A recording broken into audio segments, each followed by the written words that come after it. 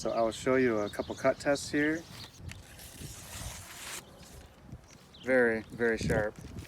All right, let's use this for what it excels at, which is cutting down small branches and brush.